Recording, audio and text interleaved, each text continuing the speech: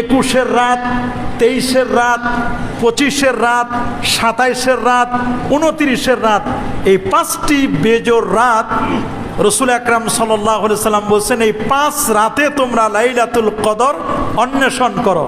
আল্লাহ নবী বলেন, আমি প্রথমে মধ্য দশক আমি ইতিকাফ করলাম 10 থেকে 20 রমাদান। রসুল আকরাম সাল্লাল্লাহু আলাইহি সাল্লাম বলেন, আমি তাতে লাইলাতুল কদর পাই নাই। এবার 20 থেকে শেষ রমাদান পর্যন্ত শেষ দশকে ইতিকাফ করলাম, আমি শেষ দশকে লাইলাতুল কদর পেয়েছি। আল্লাহু আকবার বলেন। নবীজি বলেন, তোমরা শেষ দশকে যারা ইতিকাফ করে, শেষ দশকে যারা ইবাদতে নিজেকে আত্মনিয়োগ করে, আল্লাহ তাআলা তাদের ভাগ্যে লাইলাতুল কদর আল্লাহ নসিব করে দেন।